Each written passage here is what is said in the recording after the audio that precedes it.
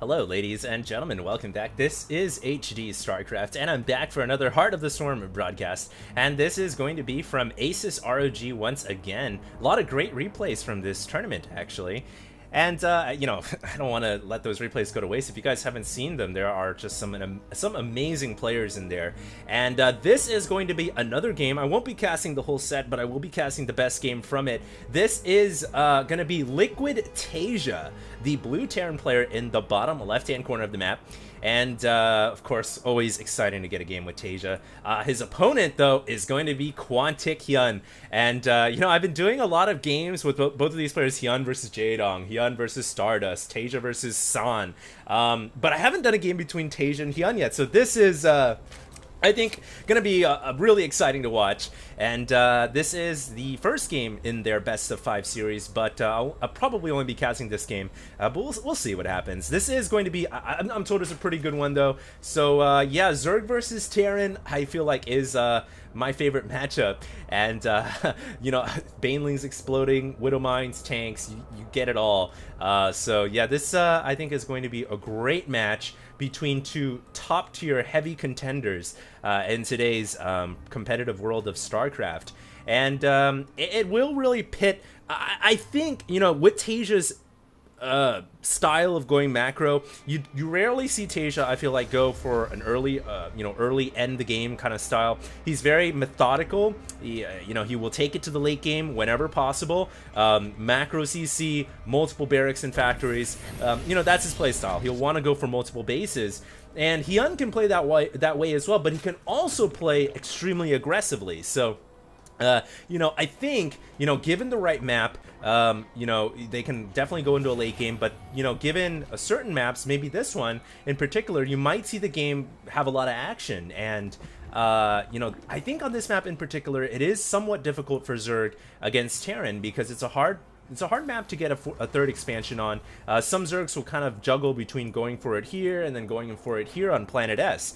And sometimes, you know, it can end up costing them. So we'll see if Taeja will try to punish Hyun, or will he just try to take it into the late game like he normally does. And we'll just have to see what happens. This SCV is going to scurry underneath the eyes, the watchful eyes of that Overlord, as Hyun brings it over into Terran airspace. He's actually already got one over here, and he will see the command center verse opening from Sanfan Liquid Taeja. And like I said, that is his playstyle. He will go command center first. He is going to get the expansion down, and he'll probably go for a macro CC too if he feels comfortable enough with it. But the only thing is he will spot the gas here, and a lot of times as Terran, when you see that early gas, you have to be a little bit more careful. I know a lot of Terrans that will actually just go for a bunker right away when they know that the Zerg has gas, because the bunker just gives you that much more protection, and it helps so you don't get all in the first few minutes. But you know, we'll see what Taeja does. I think he will probably get a bunker at the front door, but he's going to really focus here on getting his macro up to speed. And there is that bunker coming up right now, along with the supply depot to help out with the wall. Back at home, also adding on the factory.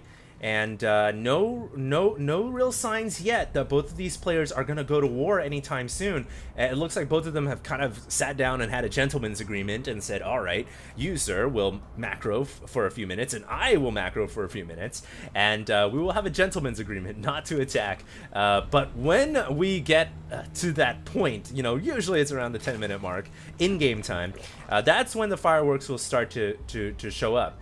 And I think Hyun here, given that he knows that Taeja is a macro-based player, and he saw that CC first. In fact, there is another command center coming up right now, the macro command center. I feel like he's got to go for a third hatchery, and maybe even a quick fourth as well. Yeah, it's hard on this map to hold it, but you cannot stay on 2 bases against a Terran like Taeja for very long at all. And it's a little interesting here that he went for double gas and he went for a very quick lair. It means he could be going for quick mutas here, and mutas on this map are great. You know, they can fly in from the this area over here, hop over to the natural and do a little bit of damage. They can also come over here and damage the expansion here, and then fly into the main base as well. And I think, given that he's got 4 gases mining now, it can only mean that he's going for a quick Muta play, and that's why his third hatchery has been significantly delayed here, and that is where the Spire is going to be coming up. Now, I like what, he's hidden the Spire, basically, by putting the Overlord here, or having the Creep Tumor here extend the creep. Not sure which way he did it, but basically this hides it from a comset. A comset will typically come here, or it will come here, and that is out of range of a standard comset. So Taeja will not know that Mutas are going to be coming here, but I think once he sends these Hellions in and he realizes, hey, where are your Roaches, where are your Zerglings, you have nothing, I think he'll be able to deduce that most likely it is going to be Spire here, and so we'll see what happens. Taeja is going to be running in with these Hellions. Looks like he's going to decide to pull away now and play it safe rather than sorry. A couple of Zerglings are on the ground here. They do have Zergling speed, you'll note. A third hatchery is on the way here. Now, of course, these Zerglings have to get us around. They are going to be able to get one of these Hellions down, but with 5 Hellions still in the back here, I think it's too risky for Hyun to try to chance sending these Zerglings in. And he is going to go ahead and wait for the Queen support to come through and protect this hatchery. So, great job right there by Hyun. And I do feel like right now Hyun is in an interesting spot because he's got a lot of gas. He just funneled it into 10 Mutalisks. He has to do a lot of damage with these Mutas because you'll remember that Taeja has a macro command center. He's gone double engineering bay as well. So this is just about as greedy as you can get. And really the thing here is if these Mutas do not do enough damage, Hyun, I think, is going to be too far behind, I feel like, to be able to stand toe-to-toe with Taeja in the late game. So we'll see what happens. These Mutas are going to be coming out right now. +1 flyer attacks is on the way as well. The Gentleman's Agreement has been broken, or has been finished, terminated. The Mutas are going to be flying in here. There are a few Marines with Stim Pack, and one Mutalist bites the dust immediately. Not a good start for Hyun. He's going to lose 2 or 3 more Mutas. An unfortunate start right there for Hyun, indeed. And really, like I said before, if he doesn't do enough damage, he is not going to be able to stand toe-to-toe, I don't think, with Taeja. And that was not a good start for him. You can see the upgrades are starting to pound out for Taeja as well. He's getting combat shields, +1/+1. The Mutas are going to fly around to the north side where the natural expansion is. They will be able to pick out a few SCVs, but at best, that's just a consolation prize here for the Zerg player. And you can see now that Taeja is starting to pump out the mules and the SCVs. His supply count is only 10 behind the Zerg. And typically, at this point, when Hyun has this many Mutas on the field, he should be he should be much higher in supply. He should be about 20 or 30 higher in supply, and he's not. So Taeja here is in a fantastic spot, and Taeja is in a fantastic spot, and Hyun needs to find a crack in the armor here soon. Either that, or he needs to get back to basics here, get some expansions down, maybe grab a quick 4th hatchery here, although quick would be an understatement. It's quite delayed at this point right now, or overstatement. It's quite delayed at this point, but nevertheless, he needs to get a hatchery going sooner rather than later. We do have a Bailey Nest on the way right now. Some Marines are starting to pump out into the middle of the field, but these Mutas have found an opening. They are going to fly in. Oh, this is just the break that Hyun needed. It looks like he found an opening, the crack in the armor I was referring to. He is going to pick off about 4 more SCVs. Can he get some of the mules here? It looks like he's going after them with this pack of Mutas, and finally gonna have to retreat out, but great job by Hyun there. Exactly what he needed. And wow, that was just a stroke of luck, or perhaps great military decision right there from Hyun, realizing that Taeja was pushing out of the middle with his Marines, and he just flew right into the mineral line, picking off a couple of mules and SCVs. Fantastic job right there by Hyun. So what a play. And now it looks like he's going to come in with the Zerglings and Mutas once again. A large clump of Mutas here, and it looks like he's got some Zerglings inside the mineral line, not able to kill off any more workers. But he is starting to put some pressure on Taeja here, actually putting him under supply by killing off those 2 supply depots. Taeja now reinforcing that choke point with a couple of Widow Mines. What a great spot for the Widow Mines to be at. If Zerglings or Mutas try to fly in there a second time around, they will eat the damage. And it looks like they are going to go into this minefield, and oh my god! 1 Widow Mine detonates, but the second one does not. The second one now going to be destroyed before it can go off. thanks to the Overseer, and now Hyun can bring in his reinforcements. He's got Banelings here. It looks like he's going to try to go for this expansion once again. The reinforcements are out of position. They are flying back in right now, or walking back in, I should say, but the Banelings get destroyed, and the Meta's ravaging the SCVs. 25 SCVs have gone down. Somehow, some way, miraculously, Hyun has been able to find cracks in the armor. He's been able to exploit it, and he's been able to do some serious damage to Taeja here.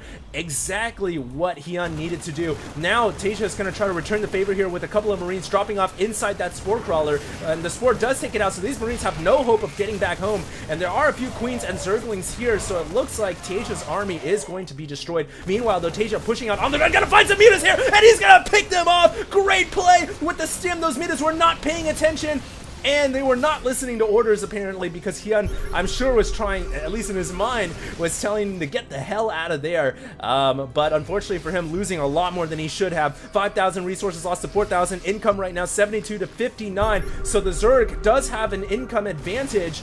But, of course, Taeja has the mules, which balances that out. Both players are on, well, Taeja's actually on 3 bases, and yeah, both players are on 3 bases, which means Hyun needs a 4th hatchery pretty soon here. I'm surprised he's been able to stand toe-to-toe for this long. He is going to run over the hill here with his Banelings, going to try to come crashing through with this entire Zerg army. Will he have enough detonations left to take out all of these Marines? And Taeja's micro is just so good, pulling out of the way, got some Widow Mines back there, but this overwhelming Zerg force is too much for the Terran army to handle, and Taeja has to pull back.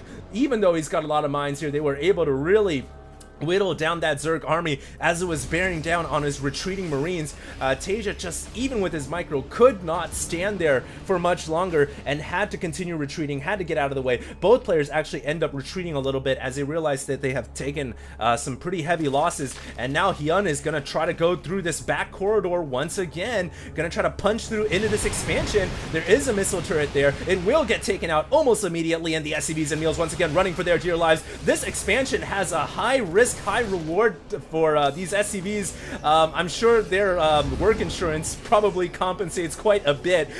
So yeah, health insurance, life insurance for those SCVs definitely a necessity. And Hyun is looking to cash out here with these mules, with these Mutalisks and Banelings once again. He wants to take out these SCVs, and it looks like he's also got another force coming around the top side here of the map, where a medevac is also going to the top. So a lot of action going around here on Planet S, and we'll see what happens here as Hyun comes in once again with the Mutas and the Banelings. Oh, these SCVs gonna go down yet again. Nowhere they can run to, and absolutely crippling blows dealt. 42 workers have gone down compared to just 1 drone for Hyun. In the meantime, he's also sent Banelings and Zerglings into the natural expansion with his dual-pronged attack, and he's taken out almost all the SCVs of Liquid Taeja, and unfortunately those Mutalisks on the way out did get pounded down by those Widow Mines, and a lucky break there for Taeja, unlucky break there for Taeja, because he wasn't able to kill off those Mutas. They will be able to fly back home